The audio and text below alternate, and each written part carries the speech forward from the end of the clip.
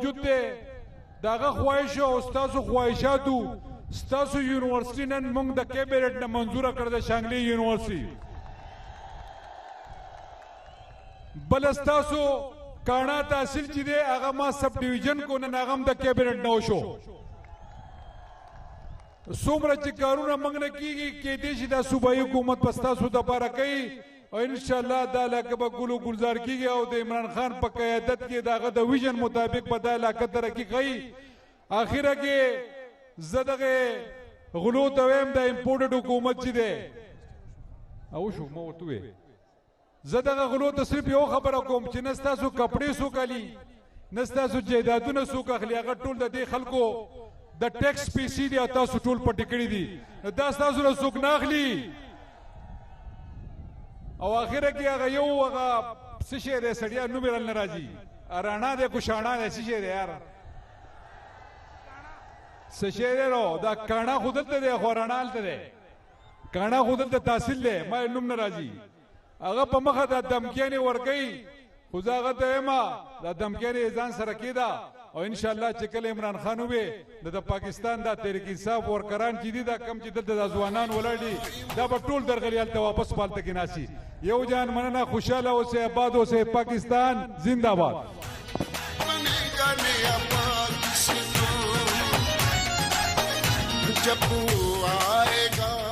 دینا مخکې چې زه د پاکستان سابق وزیر اعظم او د پاکستان تحریک انصاف مشر عمران خان راوغواړم نو د هغې نه مخکې د قومي ترانې په احترام کې به ټول موږ ودرېږو قومي ترانه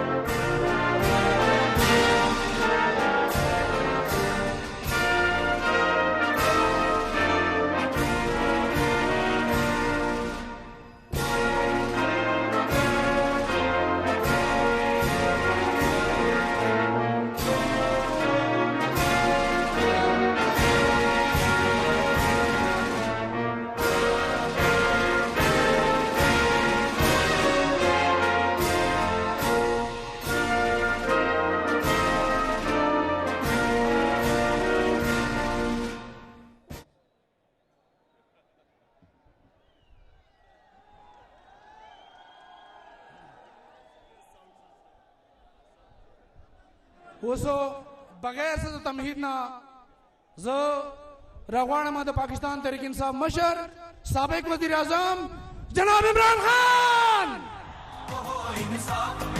عمران خان تو چلی ہے اب تحریک یہ ہوگا ٹھیک یہ پیارا پاکستان دل میں ہو نیت صاف تو ہو انصاف کہے عمران خان تو چلی ہے اب تحریک یہ ہوگا ٹھیک یہ پیارا پاکستان مجاہدوں جاگ اٹھا ہے سارا وطن ساتھیوں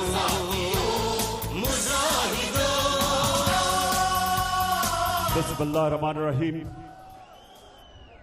ایاک نعبد و ایاک نستعین بشام پہلے تو ہاتھ کھڑا کر کے بتاؤ کہ میری آواز آپ تک پہنچ رہی ہے شکریہ اچھا بشام خاص طور پہ میری قوم کے نوجوان میں آپ سے خاص طور پہ مخاطب ہوں نوجوانوں ہمارا ملک آج سے تقریباً 75 سال پہلے ایک نعرے کے اوپر بنا تھا میرے ساتھ آپ نے بتانا ہے کہ وہ نعرہ کیا تھا پاکستان کا مطلب کیا मेरा तेरा रिश्ता क्या, ला इलाहा इल्लल्लाह। यानी कि नौजवानों सुनो, सब हमारे दीन का राज ला इलाहा इल्लल्लाह में है। मतलब कि अल्लाह तेरे अलावा कोई खुदा नहीं, और जो शिर्क है वो सिर्फ पत्थर के बुतों की पूजा करना शिर्क नहीं। शांगला के नौजवानों, पैसे के बुत की पूजा शिर्क है, झूठ बोलने के बुत की पूजा शिर्क है, और खौफ के बुत की पूजा करना सबसे बड़ा शिर्क है। क्योंकि खौफ एक कौम को, एक इंसान को गुलाम बना देता है। तो शोंगला के नौजवानों याद रखना, कभी कोई बड़ा इंसान नहीं बना जो सबसे पहले खौफ के बुत को नहीं तोड़ता। तो जो कौम खौफ के बुत को नहीं तोड़ती वो गुलाम बन जाती है। और मैं आज आपके पास आया हूं पाकिस्तान की हकीकी आजादी की तहरीक के लिए, इस मुल्क को हकीकी तौर पे आजाद करना। और आजादी क्या है नौजवानों, आजादी क्या है? आजादी वो है जब कौम अपने लोगों के मफादात के लिए फैसले करती है, किसी और मुल्क के लिए फैसले नहीं करती, अपनी कौम की बेहतरी के लिए फैसले करती है। तो आप सबके लिए कि क्यों जरूरी है ये? अब पाकिस्तान में पेट्रोल और डीजल की कीमत बढ़ गई है।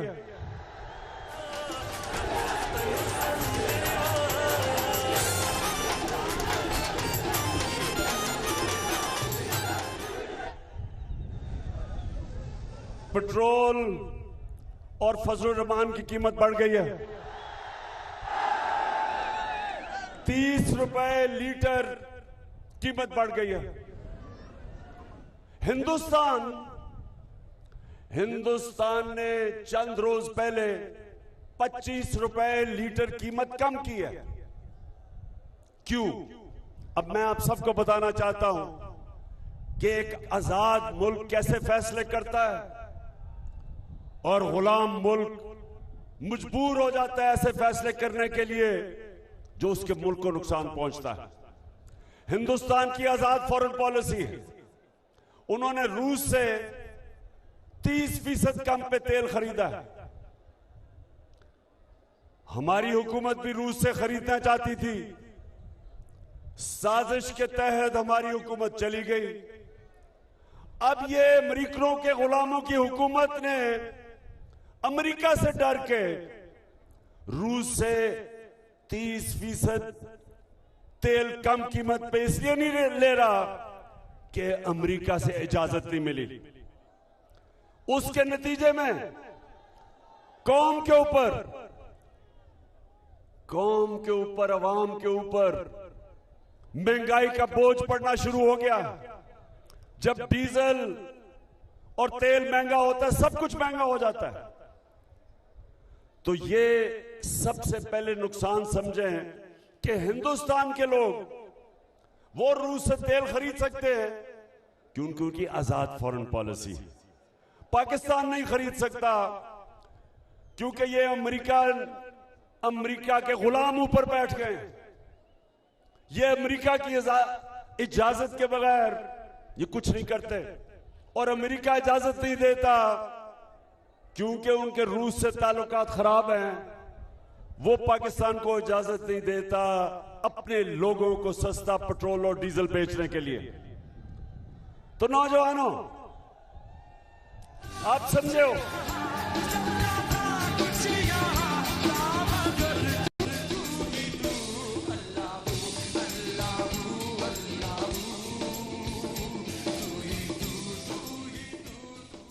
सिर्फ यही नहीं कि कौम को नुकसान हो रहा, माशी तौर पे एक कौम अपने नजरिए पे भी नहीं खड़ी हो सकती। एक पाकिस्तान का डेलीगेशन इसराइल गया पाकिस्तान का डेलीगेशन, उसमें एक सरकारी नौकर भी है जो सरकारी इदारे में काम करता है। हिंदुस्तान से अच्छे ताल्लुकात करना चाहते हैं, जबकि हिंदुस्तान कश्मीरियों पर जुल्म कर रहा है। तो ये जो मुल्क की फॉरेन पॉलिसी है, ये मैं आपको समझाना चाहता हूं कि जब एक अमेरिकी साजिश के तहत ये अमेरिका के पुतले ऊपर बैठ गए, तो पाकिस्तान जो अपने नजरिए पे, जो नजरिए हमारा जो मुल्क का नजरिया था, जो कायदे आज़म मोहम्मद अली जिन्ना ने कहा कि हम कभी भी इसराइल को रिकॉग्नाइज नहीं करेंगे जब तक फलस्तीनियों से इंसाफ ना हो। ये कायदे आज़म ने हमें आज से तकरीबन 75 साल पहले ये हमारा नजरिया था, और ये हमारी हुकूमत का भी नजरिया कि आप कभी भी इसराइल को नहीं मान सकते जब तक फलस्तीनियों से इंसाफ हो।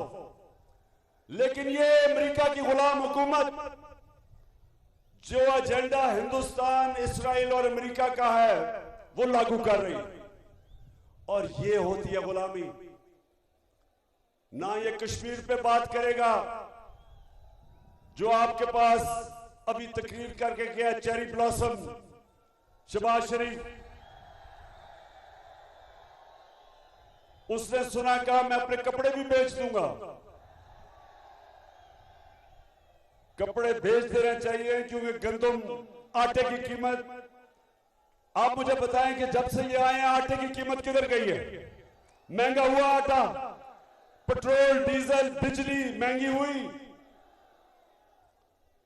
तो उसने जब यहां खड़े होकर आपके सामने तकरीर की तो आपने उससे पूछना चाहिए था कि आप अमेरिका की गुलामी क्यों कर रहे हैं।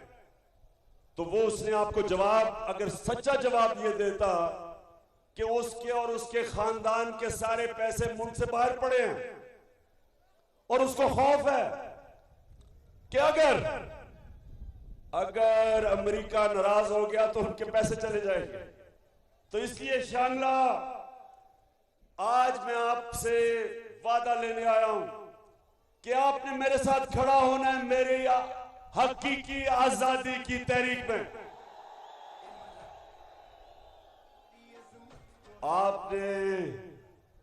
आपने जो अल्लाह से वादा किया हुआ कि ला इलाहा इल्लल्लाह, सिवाय अल्लाह के कोई खुदा नहीं, हम किसी सुपर पावर को नहीं मानते, हम सिर्फ झुकते हैं। तो अपने अल्लाह के सामने हम सच पे खड़े होते हैं, हम हक पे खड़े होते हैं, हम खौफ के बुत को तोड़ के हम सिर्फ और सिर्फ अपने नजरिए पे चलते हैं। और इसलिए मैं आज आपको सबको तैयार कर रहा हूं। पख्तूनख्वा में मैं हूं, परसों तक अपनी तंजीमें तैयार कर रहा हूं, अपनी पूरी प्लानिंग कर रहा हूं कि इंशाअल्लाह ये जो हमारी आजादी की तहरीक है ये तब तक चलेगी जब तक साफ और शफाफ इलेक्शन ये हुकूमत नहीं करवाएगी। अच्छा, आगे मैं आज अपनी कौम के सामने, जरा ये आप नौजवानों गौर से सुनना आपने मेरी बात। जब इन्होंने अमेरिकी साजिश के तहत, जिधर एक अमेरिकन डोनाल्ड लू, उसने हमारे सफीर को कहा, उसने क्या कहा सफीर को कि अगर तुम इमरान खान को नहीं हटाओगे तो हम पाकिस्तान के लिए मुश्किलें पैदा कर देंगे, और अगर तुम इमरान खान को हटा के चेरी ब्लॉसम शहबाज शरीफ को ले आओगे तो हम तुम्हें माफ कर देंगे। तो मेरे मेरे शांगला के नौजवानों, क्या हम इस इंपोर्टेड हुकूमत को मानते हैं? ना ही हमारी कौम मानती है। हमारी कौम चाहती है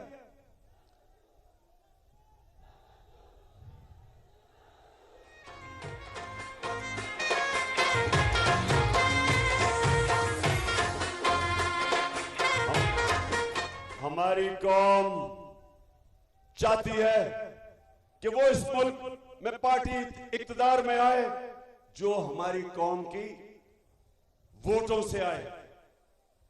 हम कोई बाहर की अमेरिका की उनके हुक्म नहीं मानते कि जनाब इमरान खान को हटा के तो इसको दूसरे को ले आओ, क्योंकि ये हमारी खिदमत करेगा, ये पॉलिसीज वो बनाएगा, ये वो पॉलिसीज बनाएंगे जो अमेरिका के लिए होंगी और अपने लोगों के मफादात के खिलाफ होंगी। जिस तरह रूस से तेल नहीं ले सकते, ये वो दोनों जमातें इक़्तिदार में थी जब 400 ड्रोन अटैक हुए पाकिस्तान पे। अमेरिका की जंग भी लड़ रहे थे और ड्रोन अटैक भी वो हमारे पे कर रहे थे, हमारे लोग मर रहे थे। और कई दफा इन दोनों की क़यादत ने एक दफा अमेरिका से मुज़म्मत नहीं की, बल्कि अमेरिका से ह्यूमन राइट्स की ऑर्गेनाइजेशन पाकिस्तान आई, उन्होंने यहां बैठ के मेरे साथ मुज़म्मत की, ड्रोन अटैक्स की।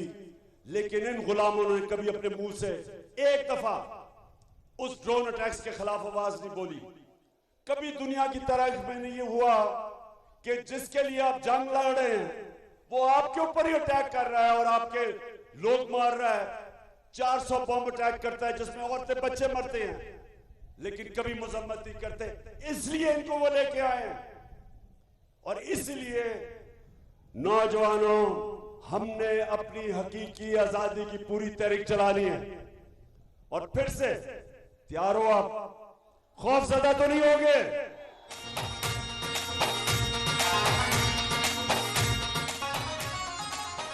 हमारी जब हुकूमत थी तो नौजवानों समझ लो कि पिछले 2 सालों में पाकिस्तान की तारीख में जो तेजी से हमारी दौलत में इजाफा हो रहा था, जिसे कहते हैं जीडीपी ग्रोथ रेट, 5.6% और 6% थी।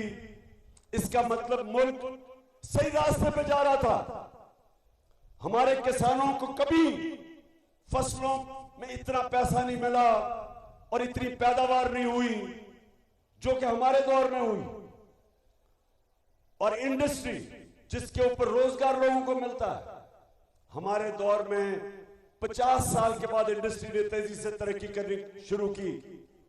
हमारा आमदनी बढ़ गई, हमारी टैक्स कलेक्शन बढ़ गई, हमारी एक्सपोर्ट्स बढ़ गई, हमारी ओवरसीज पाकिस्तान की रेमिटेंसेस रिकॉर्ड पर चली गई, यानी दौलत में इजाफा हो रहा था।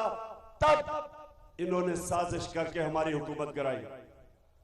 तो मेरे नौजवानों, अब सवाल यह है कि जो आज हालात हैं, रुपया गिर रहा है, मुल्क की दौलत में कमी आ रही है, महंगाई बढ़ रही है, लोड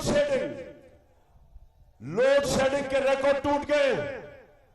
तो सवाल ये हम पूछते हैं कि जो भी इस साजिश में मुलव्विस थे, तारीख आपको भूलेगी नहीं, ना ये तारीख आपको माफ करेगी, ना पाकिस्तान की अवाम आपको माफ करेगी। वो लोग जिन्होंने जब तेजी से मुल्क और मुश्किल वक्त में कोरोना, जो 100 साल में एक दफा कोरोना एक मुल्क में, एक दुनिया में आया था, उस दौर में जिस हुकूमत ने अपने मुल्क को निकाला और तरक्की की तरफ ले गया, सारे बर्रे सगीर में सबसे ज्यादा रोजगार इस दौर में पाकिस्तान ने अपने लोगों को दिया। बल्कि पिछली हुकूमतों के मुकाबले में हमने सबसे ज्यादा रोजगार दिया अपने लोगों को। तो उस वक्त ये साजिश हमारे खिलाफ हुई। और आज जो लोग ऊपर आ गए, नौजवान जरा सुनो, अब ऊपर आ गए, वो इस मुल्क को तबाही की तरफ लेके जा रहे हैं। माशी हालात तो आज सबके सामने हैं। लोगों को खौफ ये है कि मुल्क का दिवालिया निकलने की तरफ मुल्क जा रहा है। जिस तेजी से रुपया गिर रहा है, कर्जे बढ़ रहे हैं, महंगाई बढ़ रही है, अगर इस वक्त ये मुल्क ना संभाला गया और इसका दिवालिया निकल गया, तो मैं आज पाकिस्तान की एस्टेब्लिशमेंट को पैगाम देना चाहता हूं कि सोवियत यूनियन दुनिया की दो सबसे बड़ी ताकतें थी, अमेरिका और सोवियत यूनियन। लेकिन जब उनकी माइशत नीचे गई तो वो सोवियत यूनियन टूट गया। फौज, उनकी तकड़ी फौज उनको इकट्ठा नहीं रख सकी। तो जिस तरफ हमारा मुल्क जा रहा है, बेशक एस्टेब्लिशमेंट, आप कहते हैं हम न्यूट्रल हैं, बिस्मिल्लाह न्यूट्रल हो, लेकिन लोग जानते हैं कि पावर आपके पास है। और कौम अगर इस तरफ नीचे, जिस तरफ ये लेके जा रहे हैं, जो चोरों का टोला मुल्क को नीचे लेके जा रहा है, लोग आपकी तरफ देख रहे हैं। और तारीख इस रोल को भी माफ नहीं करेगी कि मुल्क नीचे चला जाए और आप कहें हम न्यूट्रल हैं। और ये चोर जो कि अमेरिका की साजिश की वजह से ऊपर बैठे हुए हैं, ये मुल्क का दिवालिया निकाल दें। ये सिर्फ और सिर्फ इस मुल्क में दो काम कर रहे हैं, अपने करप्शन के केसेस खत्म कर रहे हैं, नैब को खत्म कर रहे हैं जिधर इन सब के करप्शन के केसेस हैं। पहले जनरल मुशर्रफ ने इनके करप्शन के केस माफ किए जब उसने एनआरओ दिया, वो सारे माफ हुए। 10 साल में जो करप्शन उन्होंने की, अब ये उसके ऊपर एनआरओ मिल रहा है इनको। जब ताकतवर की करप्शन, जब एक माशरा ताकतवर डाकू को नहीं पकड़ सकता, मेरे नबी सल्लल्लाहु अलैहि वसल्लम ने कहा कि वो कौमें तबाह हो जाती हैं जो ताकतवर डाकू को नहीं पकड़ती और सिर्फ छोटे चोरों को पकड़ती है, वो कौम तबाह हो जाती है। जब आएगा इमरान सबकी जान बढ़ेगी। और सिर्फ ये अपने केसेस माफ करवा के नैब का इदारा, एफआईए का इदारा सिर्फ तबाह नहीं कर रहे, ये सारे पाकिस्तान के इदारे जिसके ऊपर एक मुल्क खड़ा होता है वो तबाह कर रहे हैं। ये पुलिस का गलत इस्तेमाल कर रहे हैं, ये पुलिस का इस्तेमाल कर रहे हैं झूठे केसेस करने पे, एफआईआर करने पे, डराने धमकाने पे, पुरअमन एहतजाज के ऊपर जिधर औरतें बच्चे थे, इन्होंने जो जुल्म किया, ये सिर्फ पाकिस्तान में एक दफा हुआ था जो मुझे याद है, जब एमआरडी, पीपल्स पार्टी की एमआरडी की मूवमेंट थी, मिलिट्री डिक्टेटरशिप थी, तब जुल्म किया गया था लोगों पे। ऐसे पुरअमन एहतजाज जमहूरियत में हम सब का हक है, उसके ऊपर जुल्म करना किसी जमहूरियत में इजाजत नहीं देता, किसी जमहूरियत का आईन। तो ये वो लोग आए हैं जो, क्योंकि इलेक्शन तो वो जीत नहीं सकते, पब्लिक में तो वो निकल नहीं सकते, अवाम में जाते हैं तो उनको नारे लगते,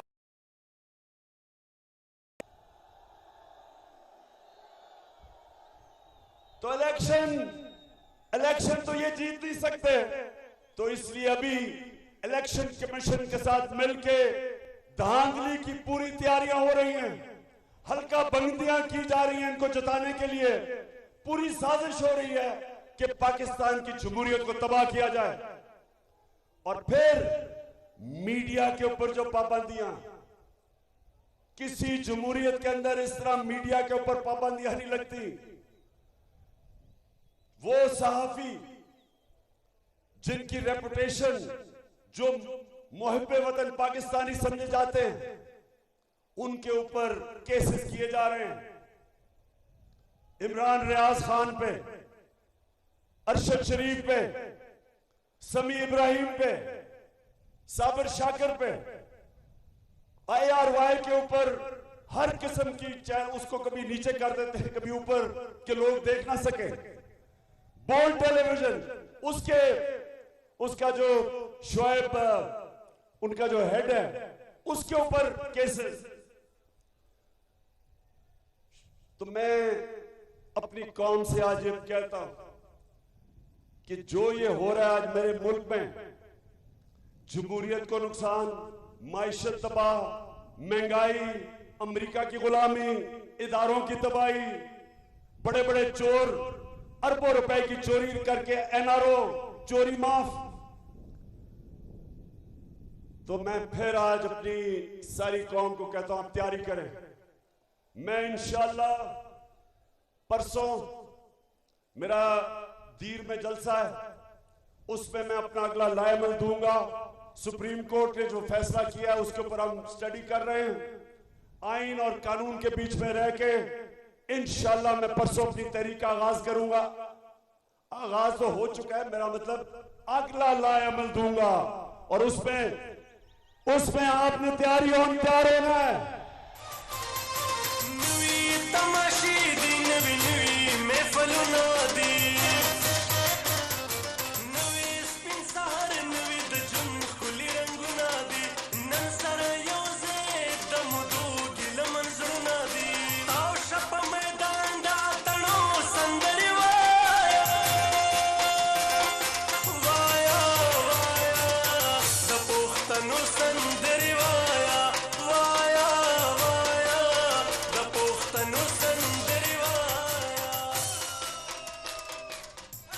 आखिर में बेशाम के नौजवानों, मैं आज अब सबके सामने खड़ा होकर कहता हूं कि मुझे पहली दफा ये मैं आज से एक वो इंसान जो तकरीबन पाकिस्तान के साथ साथ बड़ा हुआ है, तकरीबन मेरी उम्र पाकिस्तान जितनी है, मैं आज आपको सबसे अब इसका क्या कहूं कि मुझे जितनी खुशी है इस चीज पे, अपनी जिंदगी में जो मुझे खुशी हुई, जो मैंने इस्लामाबाद के अंदर 7 घंटे में लोगों को बाहर निकलते देखा, औरतें, बच्चे, फैमिलीज, और जिस तरह उन्होंने उस बाबरियत का मुकाबला किया, जिस तरह की टेयर गैस शेलिंग की गई, जिस तरह औरतों और बच्चों, बूढ़ों के ऊपर बेदर्दी से इस तरह शेलिंग की गई कि दुश्मनों से भी ऐसे नहीं लोग करते। अंग्रेजों ने एक जनरल डायर था 1919 में, उसने 150 लोगों के ऊपर गोली चला के उनको मार दिया, लेकिन हम गुलाम थे तब। गुलामों के ऊपर कोई बाहर से जो कब्जा करता है वो इस तरह की बारबरियत करता है, लेकिन जिस तरह ये जो हुकूमत है जिसमें शहबाज शरीफ और ये जो कातिल राना सनाउल्लाह,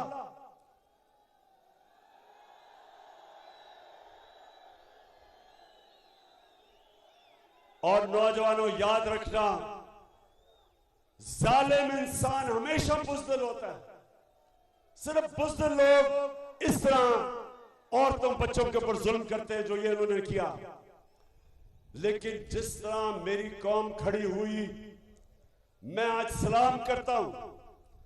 और जितनी मुझे खुशी हुई कि जिस तरह मैंने लोगों को देखा कि इसके बावजूद कि टेयर गैस शेलिंग हो रही है और वो शेल इस्तेमाल किए जा रहे हैं जो दहशतगर्दों पे करते हैं, उसके बावजूद लोग खड़े रहे घंटों तक, वो सामने खड़े रहे इनके, और उन्होंने बताया कि हम एक आजाद कौम है, हम किसी से खौफजदा नहीं है, ये कौम गुलामी नहीं कबूल करेगी, ये कौम इंपोर्टेड हुकूमत नहीं कबूल करेगी।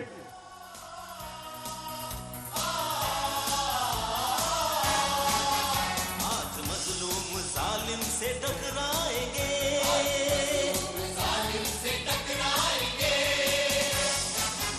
अपनी ताकत जमाने से मनवाएंगे। इंशाअल्लाह। नौजवानों, आखिर में मैं शौकत यूसुफ से ही आपको सारी जो हमारी टीम है, जिस तरह आपने बल्दियाती इलेक्शन में सारा इलाका स्वीप किया है, मैं उसके लिए भी आपका शुक्रिया अदा करता हूं। और जो रही सही कसर है, इंशाल्लाह हम तैयारी कर रहे हैं कि यहां से सारे इस इलाके से सफाया हो जाए उन लोगों का जो इंपोर्टेड हुकूमत का हिस्सा है।